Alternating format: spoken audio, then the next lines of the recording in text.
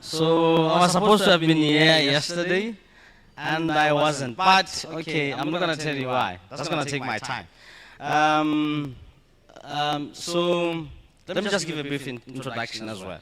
So I am, for the benefit of those who don't know, I am a former Facebook content moderator. I used to work here in Kenya, Sama, and I was fired in 2019. I worked only 6 months, and then I was fired for whistleblowing, so to speak, because they said I was a problem. On media platforms, they describe me as a whistleblower. I describe myself as a fighter. I see myself as a fighter. So if you back me into a corner, best believe I'm going to fight back and get out of that corner. So that is why I'm here. I'm here because I fought back, fighting a system that was killing us as content moderators. How does it kill us? We moderate toxic online digital content posted by you users on social media platforms. So it's either Facebook or Twitter or whatever, but I was moderating content on Facebook. And then actually, I will tell you that I actually ended up with PTSD. But I didn't know this. I found out later. So let me skip that introduction because I don't like talking about this mental thing a lot. So coming here for me was a bit of a struggle. And as I was coming here, a certain phrase came to bother me. And that phrase is misfortune follow the unfortunate, and good fortune follows the fortunate. That is debatable, of course, and we can debate it at another time. But if you think about it, content moderators are experiencing exactly that. In 2019, I was fired, right? Went home, got depressed and whatever, came back about 2.5 years later, lost the case against Meta. A couple of months down the line, the content moderators who remained here in Kenya were declared redundant, essentially fired. And even today, their futures are still uncertain. So, and I think that the bad thing about that is that I feel responsible in part for that. And it's a heavy burden to wear. And I am saying that because the sad part about this entire story, my story from the beginning up until now, and coming into these 2 court cases, it is sad that I can't come here and tell you today that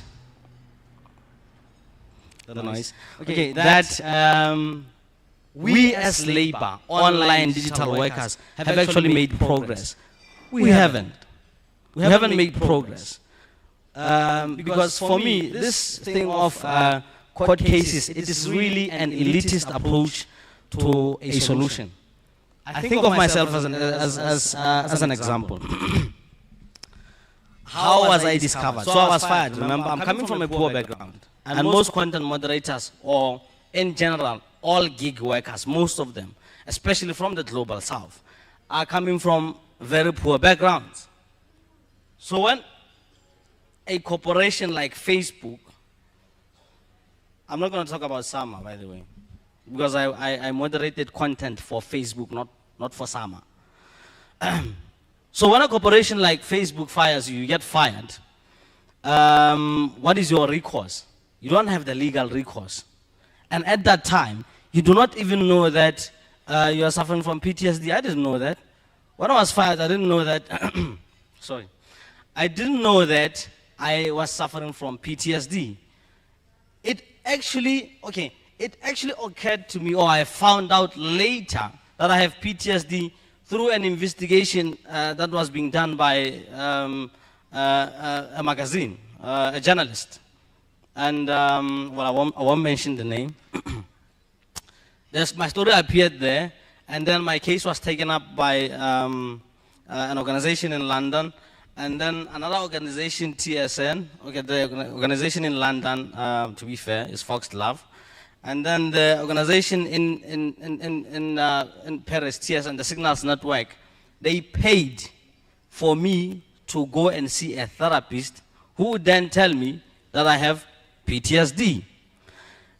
I think I've been lucky because I can't say the same thing about the rest of the content moderators here. So their case has been going on for a little over 6 months, and I don't know how many of them have PTSD because they haven't been tested, and they haven't been getting paid. Imagine you are poor, you are coming from a poor background, you are coming from a foreign country, you are in Kenya, and then they declare you redundant, and then they play the legal game. You don't get paid, you must pay rent. You have PTSD, you don't even know you have PTSD. What does that mean for you? It means you are potentially dead. I was potentially dead in South Africa back home because I was actually isolated, and I used to have, and I said I wasn't going to talk about this. But you get the picture. So imagine the same thing happening for them, and the same thing actually happening for other content moderators all over the world. But specifically, I want us to think about this happening to moderators in Africa. And I'm saying this because here's what we need to understand. The West and the global North and the global South, in terms of the socio-economic statuses that we come from, are different. Most from the West are already privileged. If you are doing content moderation work, you are in a sense in a better position than that of someone coming from the global South. I don't have medical aid. Someone in the global North has medical aid. I don't have anything to fall back on when I get fired. In the global North, they have something to fall back on. And interestingly, the one thing that I've discovered is that we are not even being treated the same. So my employers used to tell me that I'm useless and that they are doing me a favor. I doubt the same thing was happening for content moderators in the global North. In terms of pay, again, they are being paid better. So if someone gets, let's say, $9 an hour or even 15, between 9 and 15, and then I get between 2 and 1, you can see there's a problem there.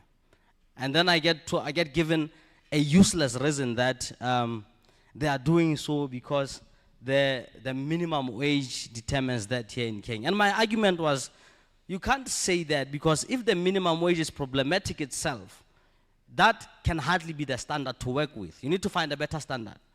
And that was basically what was happening, and that is what is happening, still happening right now, although for other workers. Now, let me change the topic a bit and move a bit from content moderation. I want to say something about artificial intelligence.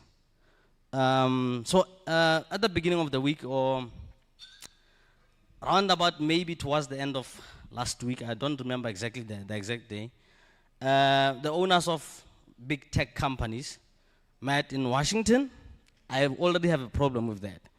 They met in Washington, and the CEOs of social media companies were there. They met in Washington in a closed meeting.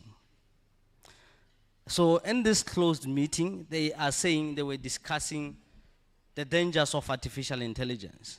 If they were, who knows if they were drinking coffee? We don't know. It was a closed meeting. But okay, they met, and then they come out, they tell us, well, there's consensus, we see the dangers of artificial intelligence. But now, what is the next step? The problem I have, before getting to these steps, is that I think the key parties or interested parties in this topic who should be included were not there. You cannot talk to me. It is unethical to talk about me in my absence. That's the first problem. And secondly, I believe they don't even know what they are talking about. Why? Because, and when I say this every time I think about the Digital Services Act, I think there's a misdiagnosis in terms of what is the problem. Now, that is the big question that we need to think about here. The problem is not me saying that, okay, let's just focus on social media and content moderation or all of that. Yes, that is what we need to look at, because I have this contention. I always make the contention that AI is not really the starting point. The starting point for me is content moderation, because, well, maybe someone would say I'm biased, but okay. The starting point is actually content moderation, and artificial intelligence, AI, is an element of content moderation, because what AI does essentially does the same thing that a content moderator does. So AI recommends stuff to people. AI decides what you see.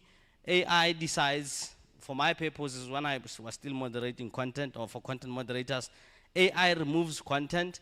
And this applies for all online digital platforms. I hope some very smart people in the room who know more about AI. I don't know more about AI. I just have a working theory of it. AI does the same thing that a content moderator does. Of course, there is this interesting type of AI, generative AI, because apparently there are levels to it. Generative AI is able to create new content. I still argue it still falls under. It's just another element. It still falls under content moderation. So if you are going to come up with a regulation, let's say the Digital Services Act, for instance, and my problem with the DSA, the DSA is that it speaks about content moderation, but I think it's about 3 or 2 articles and less than half a page. And it doesn't really, it's very unhelpful in a sense that it doesn't give us or lead us to a solution, but it gives power to the people who already have or already possess that power. They don't need to be told that you have the power to decide or find better systems. What the DSA does only tells them find better systems. It doesn't tell them how, and that's a problem. Now, what needs to happen? I'm jumping things here. There's something I'm missing here. But anyways, I'll remember as I go along, maybe in the conversation. So what needs to be done? We have 3 choices. We have 3 available options. The first one is regulation. Okay, fine. Let me go back a bit. Let us find the problem. Let us diagnose the problem, because there's a misdiagnosis in terms of what the problem is. The DSA does not tell us what the problem is. The big tech owners, when they met, they don't know what the problem is. They just say the dangers of AI. They don't even know what the problem is or how to even solve it. So once we have found the problem, what we need to do is that now we need to work on a regulation as part of a solution, because there are 3 solutions on offer, but unfortunately 2 are going to fail, are probably going to fail. So the first one is the question of regulation. Now there's this debate around regulation. So they will tell you that if you regulate, you are saying that government is going to dictate or basically violate the right to freedom of speech because of regulation. Well, that argument is a bit unfounded and not strong enough for me, because traditional media is being regulated right now, and the violation doesn't exist. That's an example. But when it comes to big tech companies and social media companies, it becomes a problem, and people start saying things like, the right to freedom of speech is going to be violated. And I'm saying regulation because I'm also thinking about content moderators as well. I'm also thinking about users as well. So if it is regulated, whatever it is that I propose is a solution.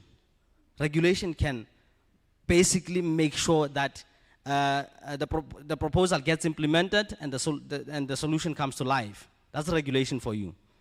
But that's not going to happen. Why? Because first of all, okay, let me make an example. So I made representations a couple of months ago in a Berlin parliament as an edition. And then one member of parliament made a comment there and said, but because everything that I speak about here borders more on labor rights and the suffering of content moderators and exploitation suffered by content moderators and all of that. But I have found that he missed the point, because if you are sending me to the labor committee, you are suggesting to me there I must go and tell them that they should amend the Employment Act or the labor relations, whatever. And that is not what I'm saying. What I'm saying is, let us find a regulation to deal with problems of or difficulties experienced online, whereby we deal with questions of how do we moderate content, how do we deal with the flow of information, how do we deal with artificial intelligence, and all of that. I'm not saying let us deal with workers' rights. No. They missed the point. I wrote a letter to my parliament in South Africa. They said nothing. In America, they met in a closed meeting. Well, nothing came out of that tea party. Here in Kenya, I heard that the president was speaking to the CEO of TikTok, and the CEO said they were going to open an office. Here's a problem with that. Firstly, Facebook opened an office via Sama. You are doing the same thing. How is that same thing going to solve the problem that we are facing? It's not going to do that. So it's a futile exercise in a sense. In a sense, I'm merely trying to show you that regulation is not going to work. It's not going to happen now. They're simply not going to do it. The second solution is court cases. I'm not a big fan of court cases because I think it's an impractical thing to trying to solve this global problem. So there's a court case happening here in Kenya, my case, so to speak. So let's say I win that case, whatever it is that I'm asking succeeds. That is only going to apply in Kenya, jurisdictional challenges, meaning that Facebook is gonna close shop here, go to Uganda or wherever, continue the exploitation. Meaning you necessarily must go and lodge another case in Uganda, and that's impractical. So what is the solution? And this is what I believe will work. If we haven't here's the thing, if we haven't learned anything from history, then I don't know. Where labor rights and gig workers are concerned in Africa, this is classic colonization, but it's neo-colonization, because the same exploitation that happened to manual workers back then, whether it's the second, third, or first revolution, the same thing is happening online. We just need to find a better way of managing this before it gets out of hand. Now the danger is that, because I see everyone is actually celebrating AI and saying, ha, AI, well, I hear this hoo-ha a lot. But the problem with it is that what you don't realize is that in less than, okay, this is a rough estimate. In less than 50 years, no one will actually be having a job. If AI can actually sing a song right now, write an essay, what can it not do right now? I don't know. It can do anything. Of course, it's not, it has problems, but they are working at perfecting it. We need to balance this. We need to get to a point whereby we say, and now we are talking ethics, AI only works and acceptable in my eyes if it makes human life easier, not if it seeks to replace them. So if I am a journalist and then AI makes my life easier and does not replace me, it's okay. So that's why regulation, that is what you need to regulate. And I think where we speak about the problem, there's a problem. I think I might have pointed to something of a problem there that must be regulated. And of course, when I speak about regulation again, there's also the question of how do human content moderators do their work better without being compromised. And I'm speaking about the question of AI replacing workers, because someone has asked me a question and said to me, if AI, no, if this work that you do is so toxic, why are you fighting? And then I say to them, look, here's the thing. There's no employment in Africa. We're not working, right? If AI is going to create a further problem of unemployment, then that type of AI I do not need. What I need is a sit down, we have a conversation about this, and we talk about how do we fix this. Saying to me that it cannot be fixed is unacceptable because at this point, they met in America, but no one did ask me as to, I think, whether there's a solution or not. No one did. In fact, they didn't ask anyone. They only sat there and drank tea or whatever it is that they did. And then they came back, they said that there's consensus. But then what is the solution? How do we go forward? That is not acceptable. So what I propose as a solution is, and this is a bottom-up approach, going back to the point I was making about learning from history. A solution can only come from the people. A solution can only come, since we are speaking labor rights, can only come if labor unites on a solution. I can talk about the specific solution in terms of the system that needs to be implemented where content moderation and AI is concerned. I don't have time for that. But I can speak on that point. If labor can unite, if a system can be designed, and then we agree this is a working system, then all workers who work for all these companies, globally, they unite. I imagine us, labor, dictating the terms of reference to these big tech companies, and then the system will change. Because as it stands, regulation is not going to happen. As it stands, court cases are not going to help us. The only thing that remains is if labor globally can unite and actually force the hand of these companies. If that doesn't happen, then we have a problem.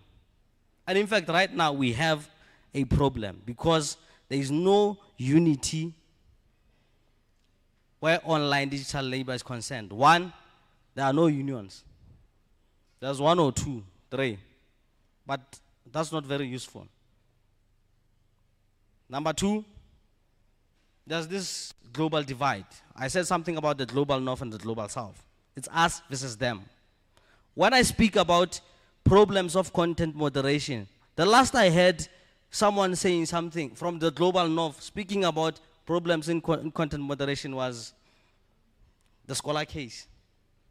And that's like 10, 15 years ago. Now, you will only ever hear some people speaking from either the Philippines or India or Kenya, or that's it. So the conversation right now where labor is concerned, it's us versus them. There's no unity.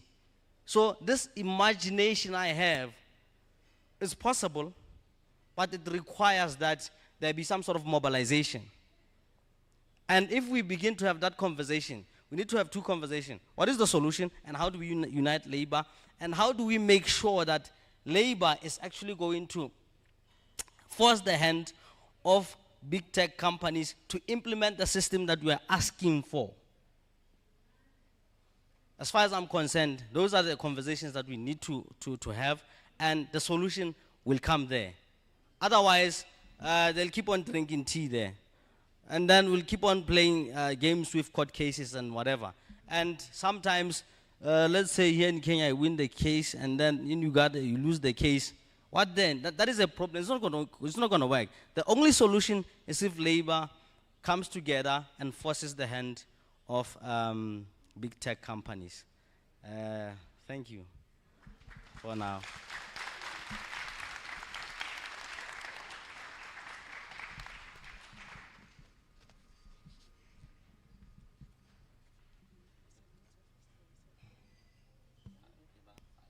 Okay, Daniel, it's time for you and I to have our tea party. And we actually have an audience here. So thank you so much for that, Daniel. I think what was interesting is that you touched on quite a number of issues, but in terms of just putting them into context, was your issue related to content moderation, the actual process of moderating content? Yeah. You also spoke about your solutions. Critically looked at issues to do with regulation, whether or not it is actually an answer or a solution. And I think that there are quite a number of people here who might argue, because I see we have some tech policy fellows whose life is about looking at regulation and making sure that regulation is actually a solution.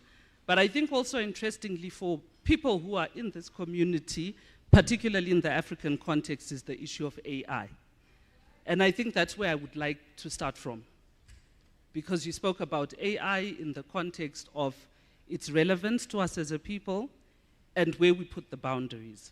But when I look at the African context, my very first question for you is, there are more pressing issues for us as Africans, social, economic, political, and the digital divide that you spoke about in the context of the global north and the global south actually exists in our own societies now. Why should we be worried about AI as an African people? So, a big thing for me, because, and this is how actually exploitation works.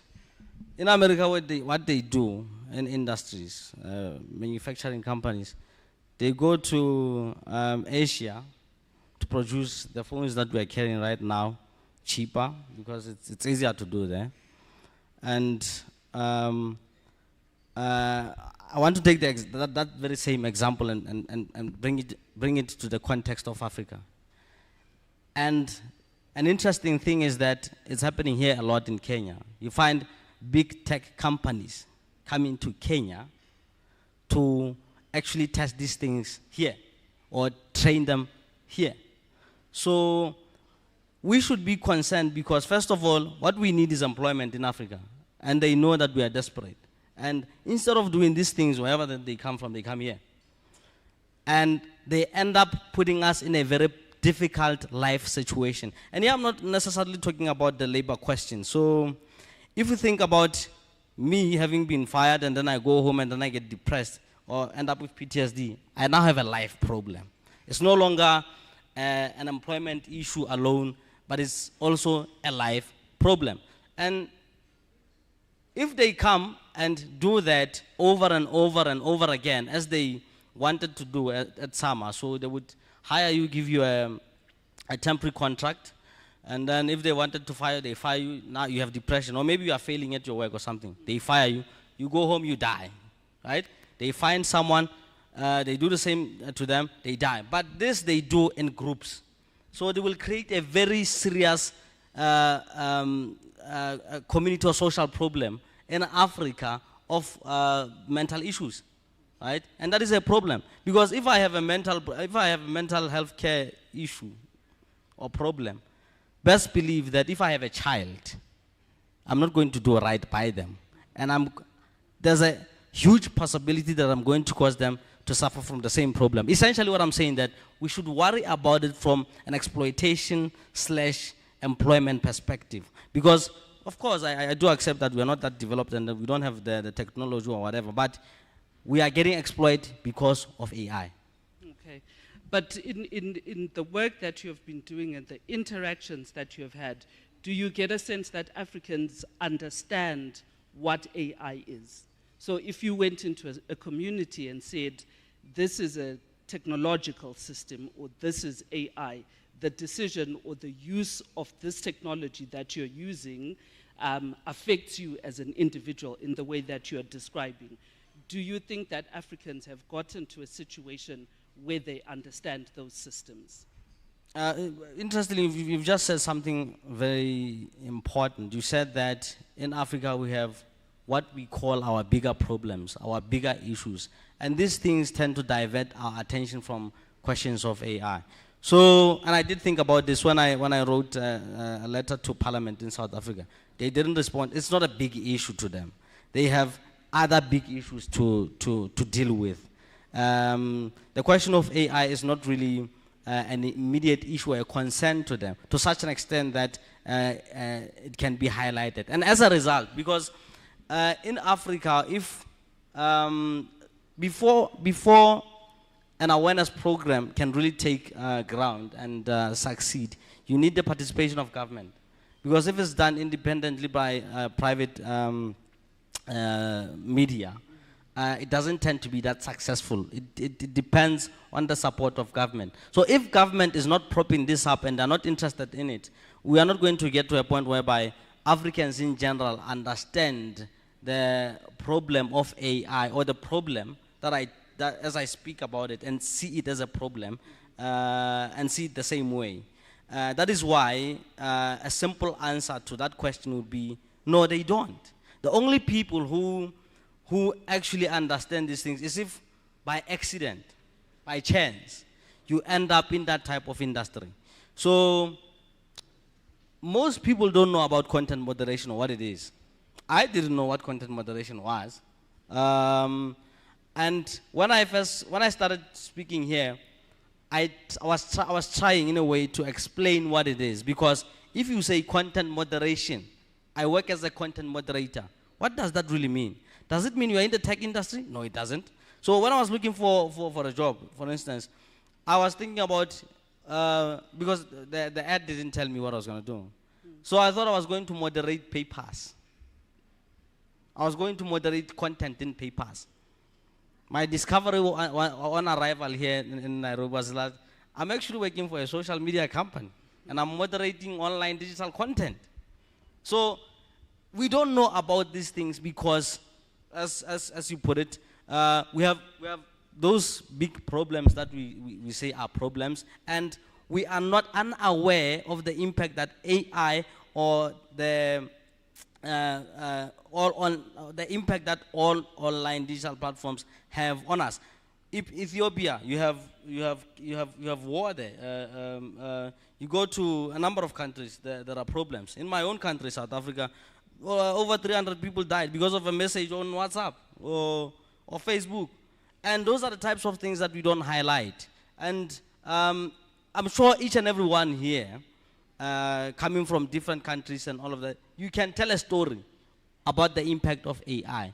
And right now, as it stands, we are not even thinking about how is that a problem. The only time we get to think about this, and I think it's out of context in a way, is if it happens in America.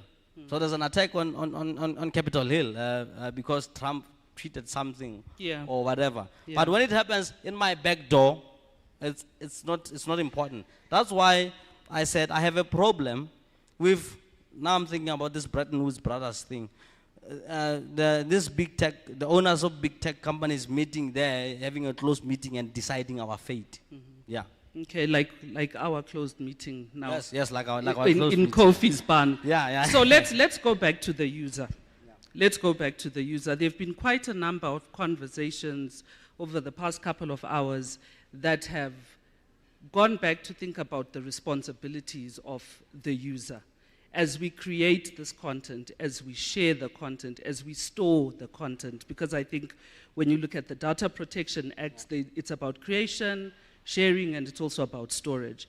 As a content moderator, what is the message that you would like to share with Africans that are creating, sharing, distributing, and storing content online? What is your message in terms of their responsibility in making these platforms safer? So on a very basic level, because I think the difficulty with me saying to users in general, be responsible, I am shifting accountability from the tech companies that are supposed to be accountable, and I'm shifting it to the user. Sure enough, fair enough. Is there a problem with that? Users being responsible? Yes. No, it's not necessarily a problem. Okay. It's not necessarily a problem because in a state of utopia, in a perfect world, individuals are really responsible people. But unfortunately, human nature, as an individual, if there is nothing at all that supervises you or that forces you to do something, that is why we have laws. We have laws because individuals by themselves actually fail to be responsible or behave in a responsible manner. That is why we have laws. Otherwise, we wouldn't have them. So I could relate the message to users. But if we don't have a system in place that actually forces them to be responsible, they won't. But then again, the important thing for me is that those who actually make these platforms available to people must be accountable. And they must be accountable because they actually profit from this. So if they profit from my distraction, then it follows that they must be able to clean up the distraction or make sure the distraction does not actually happen. So that is why I'm very uneasy with the idea of asking users to be responsible. The only way of asking users to be responsible is if you come up with a system. I can make an example. So let's say, for instance, Facebook or whatever social media platform, or even it doesn't matter what online digital platform that you're using or post, even if it's a website. Or before you post or make available or expose members of the public to such a content, why not as the owner of this product? Why don't you come up with a system that makes sure that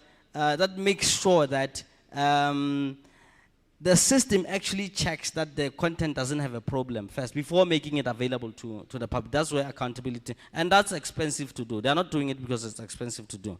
What they try to do is actually do this via AI, which is why I make the point that AI simply does the same thing that I, as a human content moderator, do. AI basically decides, and I'm thinking about Facebook as I say this, decides if, because it has been programmed in that manner, that, okay, this word is a slur, for instance, and if it's a slur, it might be problematic. Let me send it to a human content moderator so that the human content moderator verifies if that is correct or not, because of context. It doesn't understand context or the nuances most of the time. In essence, what AI has done there was to moderate content, and then I come and do the same thing. So it is expensive for them to actually invest in these filtration systems. In fact, yeah, I call it the pre-post. I'm actually working on something similar, trying to research something similar. A pre-post or publication filtration system. But that it requires that the individual that is producing content. It requires that the individual that is producing content to go through a certain sieve designed by the big tech company. Because if they don't design it, no one is ever going to do it. Do you not see digital literacy skills being a challenge there? Because most people, I would like to assume, interact with the platforms on a needs basis. So there are language considerations if you're in the African context. And there's also this assumption that this person would readily be able to, tick boxes. Yeah. Is this content harmful? Is it pornographic? What are your thoughts on how realistic it would be for such a system for an African audience? It would be realistic because for me, and okay, let me say something about the right to freedom of speech. So I go to a UNESCO conference. When I get there, people are saying, I say regulation. They say, if you regulate, the right to freedom of speech is going to be violated. And then I say, let's play a balancing act, because if we are, at what cost? If we do not regulate, what is the cost? If the cost is bigger than this supposed violation that you are speaking of, then maybe we need to find a balance there. So, in respect of the same thing, what is the cost? Is it okay that someone posts content or that we don't come up with a system because they are not going to be able to tick a box? Yeah. And then after posting this system, the entire country is going to go to war. Is that better? For me, no, that is not better. Yeah. What we can do is that you implement a system, and then and this is the responsibility of you, the designer of this system, so the company. Go and teach those people. If you want their money, go and teach them how to do these things. But it is a concern, and it is also a concern because I accept, and I'm not advocating for a closure or the elimination of online digital platforms or because information is key, information is power. Africa is progressing as it is because of the flow of information. And it's important. What I'm saying is that let's work and find a better system, and they are refusing to do this because it's expensive. So you designing a system is expensive, training AI is expensive, going into the public and teaching them how to do this thing is expensive. Right. That's not why that's why they're actually not doing it. Okay. To wrap this up, because I'm not going to go into the labor aspects, because I know that there's a lot of questions that you might get related to that. I'm sorry to have to regurgitate the question around a toxic platform being replaced. What does the ideal platform look like for the content moderator? So an ideal platform for the content moderator, and this is a theory I'm actually working on as well. I believe that, because I know some of my colleagues, so I believe that human beings have different tolerance levels, right? Now, as they have different tolerance levels, you need to deploy content moderators in that manner. So you create a specialist system within content moderation. We have specialists in doctors and everywhere else. Why not do it in content moderation? So you would have those who specialize in toxic content, those who specialize in mildly toxic content but in written form. I always say the one thing that traumatized me the most, I think that caused me PTSD even, was the live video, the first live video of a beheading I actually watched. Right? You see what I'm getting at. Whereas if you slurs or whatever is racial content, whatever written, it really doesn't bother me that much, right? So you need to create that type of system and deploy people in that manner. You also need specialists in misinformation and disinformation, because that is where national chaos comes from. You also need to, so if you have that's the first step. Now, where does AI come in? AI needs to, one, do a verification process. After verifying this, it must queue or channel this to the correct content moderator who will be able to deal with this and manage it. And by saying this, I'm not suggesting that you get rid of mental health care support, no. Because in the long run, even if you claim you are strong, toxic content every day, every second, will get to you and it will destroy you at some point. So that support is important. And okay, I see another thing that's important. Hey, pay us, people. Pay. I can't be doing this work, this terrible work, and you are not paying me. No. Pay. At least I must have something to show. So if I have PTSD now, I've got nothing to show for it. I've got nothing. And yet I have this. At least pay me. Yeah. Pay. Thank you. Thank you for that, Daniel. Very well articulated, high-risk job. We've spoken to the user as well. You've shared with us an ideal system. And I would like to throw it to the audience now to hear if there are any specific questions that you would like Daniel to respond to. Is there a mic for the... There's a question here. So, okay, there's one there, Kito, and then one up here. So we'll take two at a time. Hello. Hi, Daniel. Thank you very much for your presentation, and the discussion is very insightful. As Koliwe said, some people in the audience very much believe in regulation. But you mentioned very important...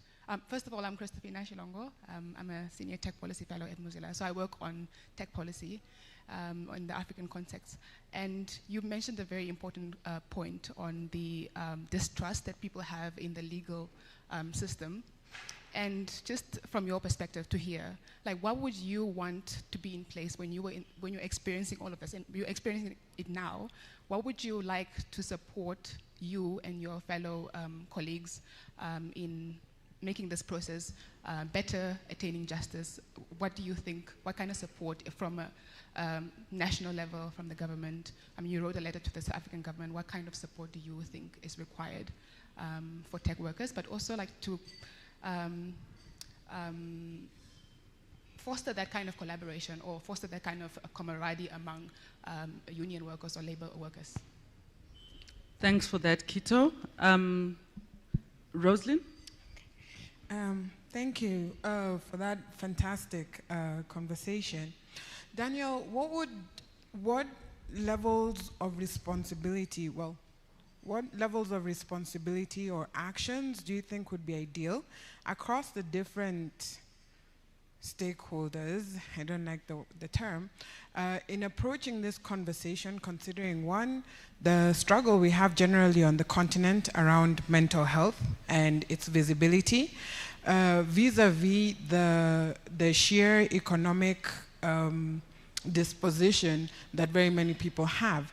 And so, like you mentioned, you have a situation in which a lot of people are struggling to make ends meet, and then also struggle to discuss mental health issues. So even when you experienced all the trauma, you didn't know to articulate it, so you weren't able to recognize that your situation was one that you shouldn't have been exposed in.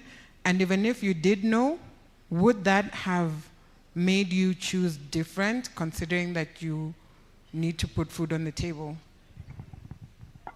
So that's like a two-part question. Okay, what was the first question again? So Kito's question was how support. Yes, what ideally would you have liked in place to ease the issues related to working conditions in terms of and I think it's a regulatory question. So what's the ideal regulation? So we live in a very elitist world. My main difficulty, because you know, like support wise, you have government, they have their own power, and then you have corporate companies, they have their own power. So in terms of support, there's not going to be consensus there between. It's like the way Marx puts it. I didn't want to use that word, but hey, but nah. We are in a conflictual relationship. So the haves versus the haves not. So it's very difficult to strike a balance in terms of support. So ideal-wise, and this is my difficulty personally, I think of myself as a person who's very practical. And when I speak about something, I speak about it because I believe it's achievable or it's doable. So given the kind of environment that we find ourselves in, I would have loved if you know, we can all get into one room, government, corporate power, and members of society, and have a nice discussion about you know, how we find a solution, and then we come up with a resolution, and then going forward, we simply implement this, getting the support from government and getting the support from corporate power. Because it is very unreasonable to accept support from a common person. It's not going to work. So the powers that be, if they could support programs in place. So for instance, if I was to say, well, I'm working on this research thing, people, and I need the government or corporate power to pitch in some money there so that we try and research some AI software that can mitigate violations online or whatever. No one's going to do that. They're not going to do it. And the common man who would want to do that doesn't have the resources to do that. That's the difficulty. Oh, that's the second question. The second question. I have PTSD, so I forget these things. Her question relates to how realistic it is to deal or to handle issues related to mental health within the African context, right, Roxy? Oh.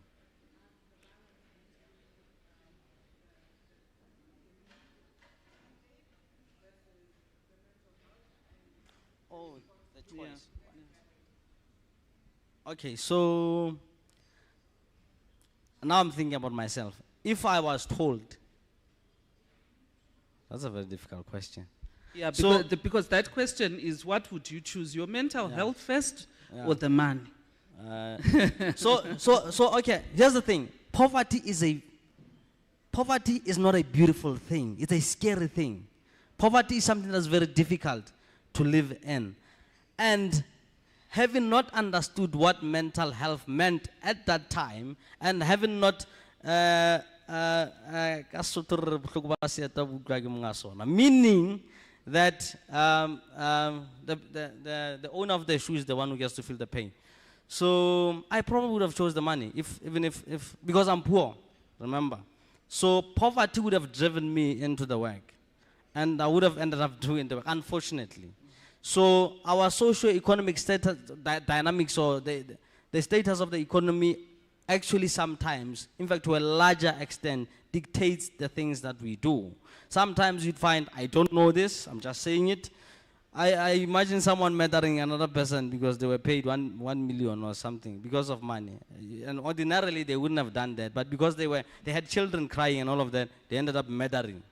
So that's unfortunately. And there's another one coming. Thanks for that. And I think also the issue that you spoke to about the awareness of what you're signing up to when you get into these positions. Richard has a question there. Do we have another question? You can go ahead. So, good morning, guys. My name is Rich.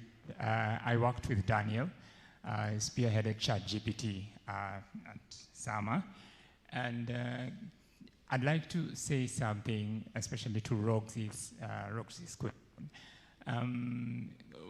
For us, for the both of us, what they do is that they subject you.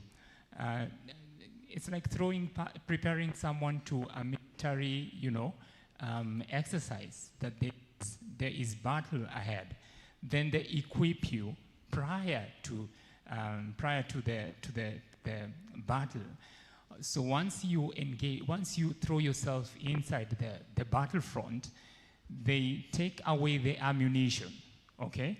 So for us, we were actually prepared prior that, wellness sessions will be provided for, they will be rendered, and once you engage yourself with content moderation, they back off from their word. So it's not a question of money or mental health.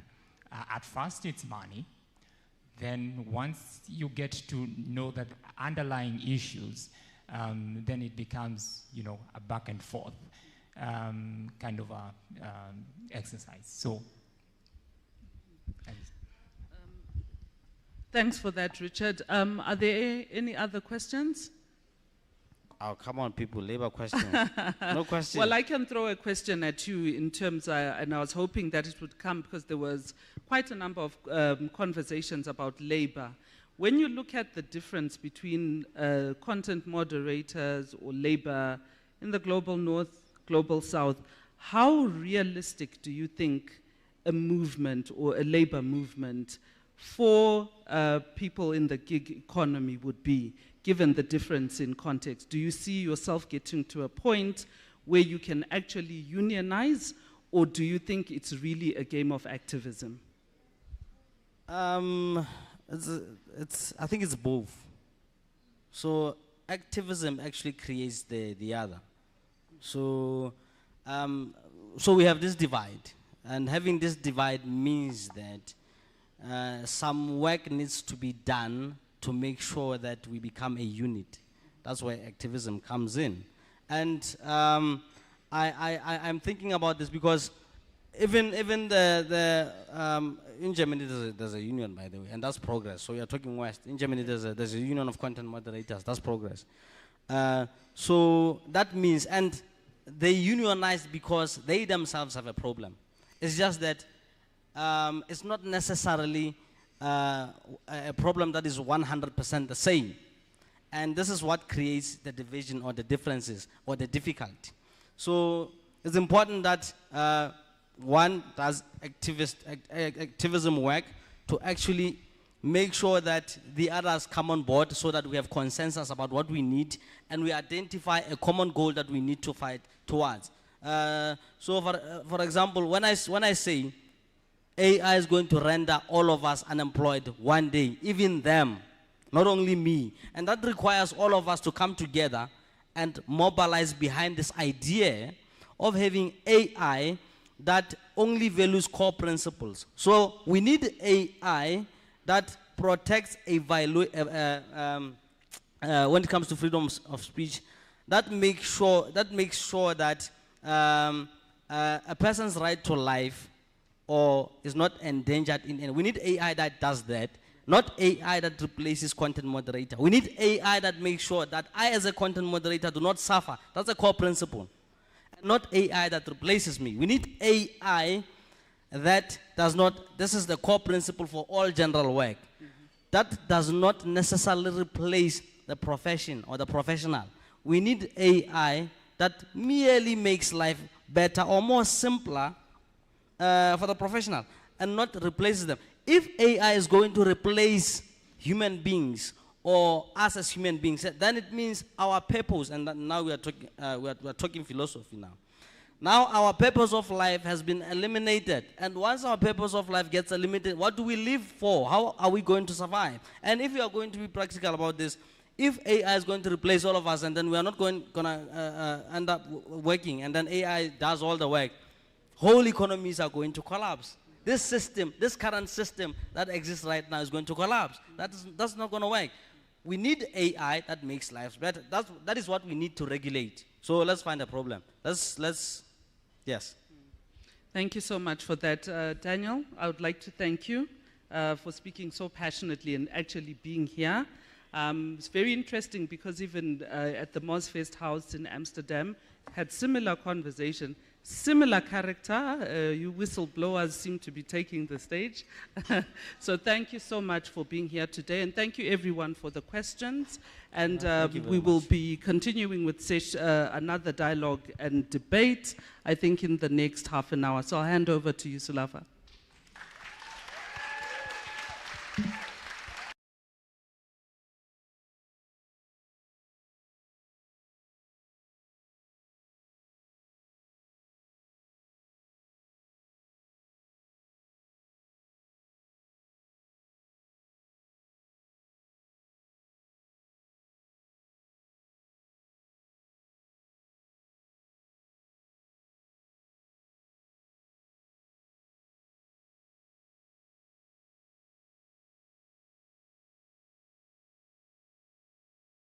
Thank you, Daniel. Thank you, Koliwe.